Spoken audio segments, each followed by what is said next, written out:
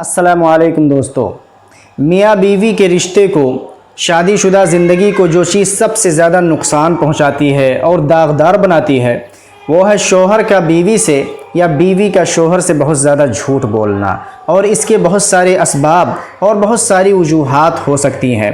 बाज़ लोग तो झूठ के इतने आदी हो जाते हैं कि वो 5 मिनट की गुफ्तगू में भी झूठ बोलने से नहीं कतराते, क्योंकि वो 5 मिनट अगर गुफ्तगू करेंगे तो उनके लिए उस बात को बग़ैर झूठ मिलाए हुए मुकम्मल करना नामुमकिन होता है। मगर अच्छी बात यह है कि किसी का झूठ पकड़ना इतना मुश्किल भी नहीं है। उसके लिए सिर्फ़ आपको चंद निशानियों और अलामतों के बारे में अच्छी तरह समझना होगा।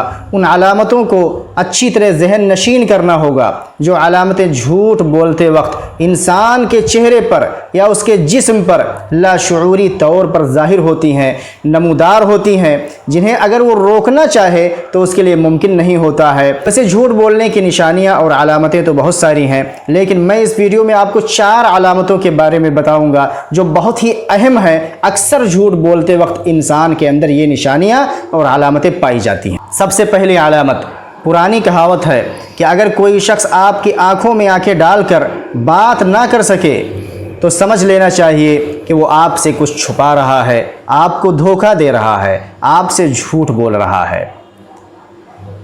जब इंसान झूठ बोलता है तो आपके चेहरे की तरफ बार बार देखेगा और फ़ौरन अपनी निगाह घुमा लेगा और उमूमन ऊपर की तरफ बाईं जानिब वो ज़्यादा देखेगा।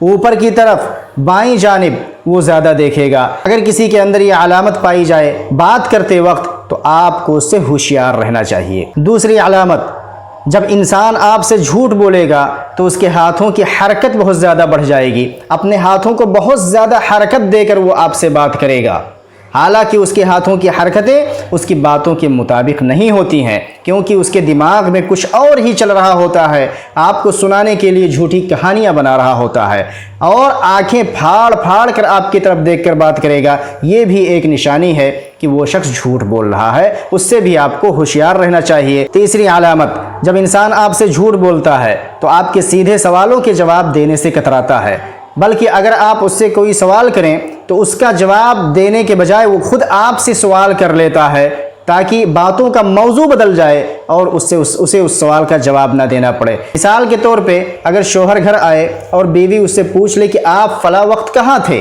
अब अगर उसे ये चीज़ अपने बीवी को नहीं बतानी है, उसे छुपाना है, तो इसका जवाब देने के बजाय वो तरह तरह के सवाल अपनी बीवी से करना शुरू कर देगा ताकि बातों का मौजू ही ख़त्म हो जाए, उसे जवाब ना देना पड़े। झूठे इंसान की चौथी और सबसे अहम अलामत जो अक्सर औकात झूठ बोलते वक्त इंसान के अंदर पाई जाती है वो ये है कि अगर आप उस इंसान से कोई सवाल करेंगे तो आपसे आपके सवाल को दोहराने का मुतालबा करेगा।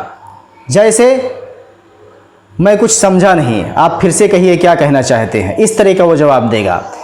या मैंने सुना नहीं, मतलब उसका मकसद ये होगा कि आप अपने सवाल को कई बार दोहराएं और आपके सवाल की मनगढ़ंत कहानी और मनगढ़ंत जवाब देने का मौका और टाइम इस दौरान उसे मिल जाए। तो ये चारों अलामतें ऐसी हैं जो झूठे इंसान के अंदर झूठ बोलते वक्त पाई जाती हैं। अगर आप इन्हें अच्छी तरह समझ लें और ज़हन नशीन कर लें तो अपने शौहर के तमाम झूठ को अक्सर पकड़ सकती हैं, या शौहर अपनी बीवी का झूठ भी पकड़ सकता है। अगर ये वीडियो आपको पसंद आया तो दूसरों को भी शेयर करें और चैनल पर नए हैं तो सब्सक्राइब ज़रूर करें। अस्सलामु अलैकुम रहमतुल्लाहि व बरकातुहू।